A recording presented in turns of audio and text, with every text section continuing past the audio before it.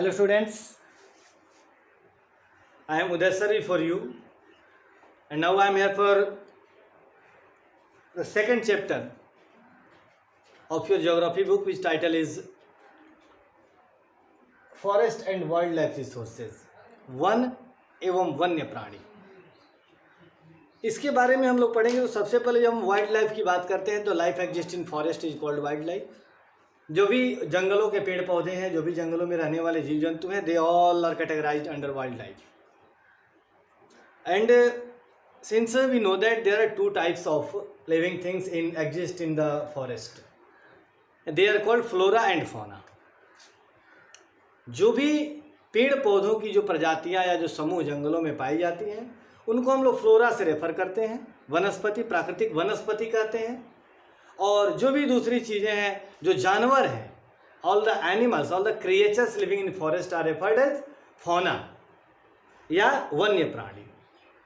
तो सबसे पहले हम अगर इंडिया में इनका कंडीशन देखें तो आप देख सकते हैं कि एक डाटा आपके बोर्ड पर है जिसमें फौना जो है यानी जीव जंतुओं की 81,000 ऑफ स्पीसीज, कभी कभी ये कहीं कहीं 89,000 के रूप में भी रेफर किया गया है।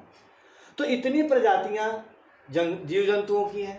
47,000 ऑफ फ्लोरा, इतनी तरह 47,000 जो स्पीसीज हैं, जो प्रजाति हैं, वो अपने आप पेड़ पौधों की हैं। और इनमें 15,000 तो फ्लावरिंग प्लांट्स हैं। 47,000 में 15,000 ये फ्लावरिंग प्लांट्स है। और 81,000 स्पीसीज ऑफ फौना में 79 स्पीसीज ऑफ मैमल्स जो है ये अबाउट एक तरह से कगार पे आ गए हैं। तो ये चीज़ें जो है, अगर हम इंडिया की बात करते हैं, इंडिया के वेजिटेशन की बात करते हैं, तो India is a rich because of it diverse climatic condition. अलग अलग क्षेत्रों में अलग अलग तरह के पेड़ पौधे, अलग अलग तरह के जीव जंतु भारत के कल्चर को और एक तरह से रिच बनाते हैं। और हम लोग जानते हैं कि India is called the country of variety, diversity. Each region has a definite climatic condition, due to it different type of plants and animals exist there.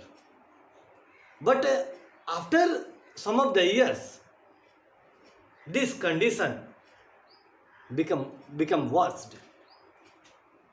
पिछले अगर हम कुछ वर्षों की बात करें तो जो स्थिति है धीरे धीरे इनमें गिरावट आती जा रही है। और जैसा कि हम बात है, अगर हम फॉरेस्ट की बात करें तो 1/3 of the total area of any country should be covered with forest. किसी भी जगह की, किसी भी देश का जो 1/3 हिस्सा है वो वनाच्छादित होना चाहिए, फॉरेस्ट कवर्ड होना चाहिए। But when we think about India, it is only 19.2%।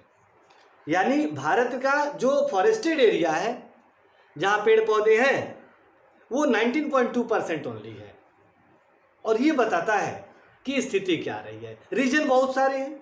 जब हम इंग्लिश पीरियड की बात करते हैं तो रेलवे का एक्सपेंशन हुआ, उसके बाद एग्रीकल्चरल एक्सपेंशन हुए, उसके बाद नई नई फैक्ट्रियां बनी, जो सेटलमेंट्स का दायरा बढ़ता जा रहा है। इन सारी चीज़ों को लेके एक तरह से आप देखें तो बड़े पैमाने पर डिफॉरेस्टेशन हो रहा है। And this deforestation leads to the a danger for the existence of flora and fauna. पेड़ पौधे, जीव जंतुओं की प्रजातियां कुछ लुप्त होती जा रही हैं। और जो जिनको इनका स्टेटस है, जो करंट स्टेटस, उसके हिसाब से जो पेड़ पौधे हैं या जो भी मतलब वेजिटेशन या वाइल्ड लाइफ है उसको कैटेगराइज किया गया है अलग अलग कैटेगरी में। और बेसिकली आप देख सकते हैं 1 2 3 4 5 6 कैटेगरी में बांटा गया है। और इनके बांटने का रीजन क्या है, तो इनका स्टेटस है। जैसे सबसे पहले अगर हम नॉर्मल स्पीसीज की बात करते हैं तो इसके अंदर वैसे प्लांट या वैसे एनिमल्स, वैसे क्रिएचर्स आते हैं जिनकी स्थिति को फिलहाल कोई खतरा नहीं है। इट मीन्स इनका जो रिप्रोडक्शन रेट है वो अभी सही है, इनका जो नंबर, इनकी जो संख्या अभी इस तरह है कि फिलहाल इनके एक तरह समाप्त होने की कोई संभावना ही नहीं है। दूसरी जो, और इनमें आप देख सकते हैं कैटल है, रोडेंट है, साल है, पाइन है। जब हम इंडेंजर्ड की बात करते हैं तो इंडेंजर्ड में वैसी स्पीसीज आती हैं जिनकी स्थिति में, जिनकी संख्या में गिरावट दिख रही है और जो थोड़ा सा चिंता का विषय है। इनके एग्जिस्टेंस को खतरा नहीं है, लेकिन इनका जो रिप्रोडक्शन रेट है देखिए एक चीज़ याद रखेंगे कि कोई भी जानवर लुप्त होता है तो क्यों लुप्त होता है? तो जब वो अपनी स्पीसीज को बढ़ा नहीं पाता है, जब वो अपनी रिप्रोडक्टिंग कैपेसिटी को मेंटेन नहीं कर पाता है, तो वो लुप्त हो जाता है, गायब हो जाता है। Just like you have also heard about dinosaurs. आज से करोड़ों वर्ष पहले थे, आज नहीं है, because they failed to reproduce. तो इनकी जो स्थिति है, हो सकता है कहीं ना कहीं इनकी क्षमता में गिरावट आ रही है, जिसके कारण ये इंडेंजर्ड में आ गए हैं। और जिसमें ब्लैक बक है, इंडियन राइनो है, वाइल्ड एस है, संगाई, ये सब हैं। खतरा नहीं है लेकिन चिंता का विषय है। उसकी बाद आती है वल्नरेबल। तो वल्नरेबल का मतलब कि अबाउट टू डेंजर, यानी जो ऊपर की स्पीसीज हमने बताया उससे थोड़ा सा इन पर खतरा ज़्यादा है, क्योंकि इनका जो रिप्रोडक्शन रेट है इनसे थोड़ा सा कम हुआ है। और इसमें आने वाली जो प्रजातियां हैं आप देख सकते हैं, ब्लू शिप है, एशियाटिक एलिफेंट है, गंगेटिक डॉल्फिन है, ये सब चीज़ें हैं। ये हम लोग केवल इंडियन कॉन्टिनेंट के बारे में बात, इंडियन सब कॉन्टिनेंट के बारे में बात कर रहे हैं, तो ये सभी जो है ये इंडिया से जुड़े हुए हैं। उसके बाद रेयर का मतलब जो कहीं कहीं पाई जाती है, और ऐसी प्रजातियां जो कहीं कहीं पाई जाती हों, अगर वो उस जगहों से लुप्त होने लगे तो पूरी दुनिया से लुप्त हो जाएंगी। और इस तरह की प्रजातियों की बात करें तो हिमालयन ब्राउन बियर है, वाइल्ड एशियाटिक बफेलो है, हॉर्नबिल है, ये सब रेयर में आते हैं, दुर्लभ प्रजातियों में आते हैं। उसके बाद इंडेमिक, और इंडेमिक का मतलब अबाउट टू एक्सटिंक्ट, जो लुप्त होने के कगार पर है।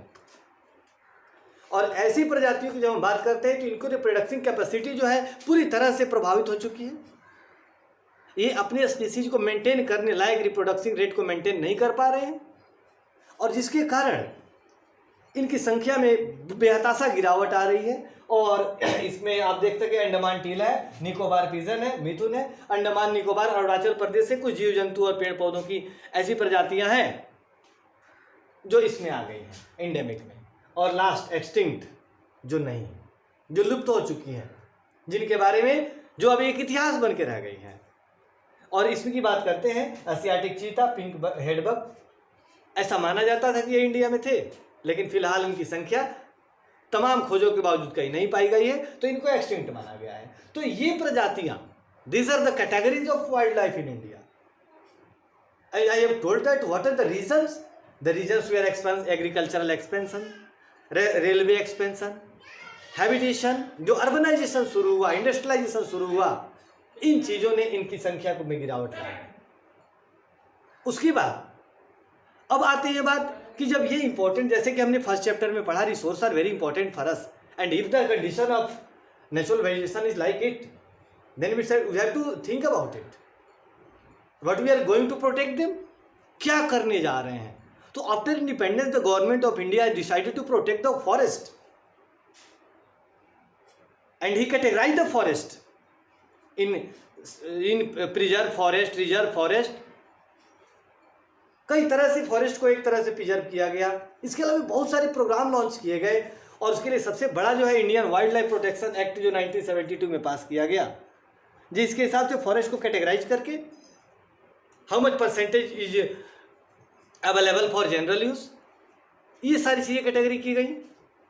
फिर उसके बाद 2-3 और आंदोलन, जैसे कि आप प्रोजेक्ट टाइगर प्रोग्राम लॉन्च किया गया 1973 में, जिसका उद्देश्य ये था कि भारत में जो बाघों की संख्या में कमी आ रही है उसको बचाया जा सके। इसके अलावा उत्तराखंड के टिहरी गढ़वाल क्षेत्र में आप लोगों ने चिपको मूवमेंट के बारे में पढ़ा होगा। सर जो सुंदर लाल बहुगुणा के नेतृत्व में वहाँ के लोकल जो लोगों ने शुरू किया था, जिसमें वो जो अंगू ट्रीज होते थे, अंगू के पेड़ थे, जिनको काटने के लिए कॉन्ट्रैक्टर्स गए तो वहाँ के लोगों ने उन पेड़ों को एक तरह से गले लगा लिया, पकड़ लिया, और चिपक जाते थे, जिसके कारण वो पेड़ कट नहीं पाते थे। इसके अलावा अगर आप इंडियन कल्चर की बात करते हैं, ट्रेडिशन की बात करते हैं, तो हमारे बहुत ऐसे जो ट्रेडिशनल जो क्या बोलते हैं फेस्टिवल्स कह सकते हैं, जिनमें पेड़ की पूजा करते हैं। अगर हम देखें तो नीम, बबूल, तुलसी, पीपल, ये कुछ ऐसे पेड़ पौधे हैं जिनकी हमारे समाज में पूजा की जाती है, and this worship led to preservation.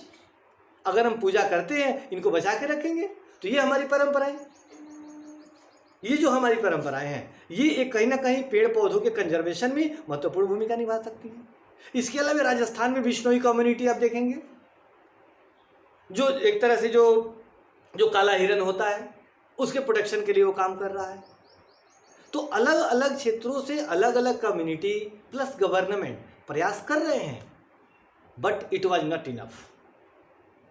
जो हुए अभी तक वो इनफ नहीं थे। We need more to do about it. हमें इसके बारे में और ज़्यादा कुछ करना पड़ेगा, तभी जाके हम अपने इस वाइल्ड लाइफ को प्रोटेक्ट कर पाएंगे। और जो डाइवर्सिटी है हमारे अंदर, जो variation in plant and animals हैं, उनको हम बचा पाएंगे। तो इस लेक्चर में इतना ही। अगले लेक्चर में फिर एक अगले चैप्टर के साथ, चूंकि ये चैप्टर आपका अभी खत्म हो रहा है, उसके साथ हम फिर आएंगे। तब तक के लिए टेक केयर, थैंक यू।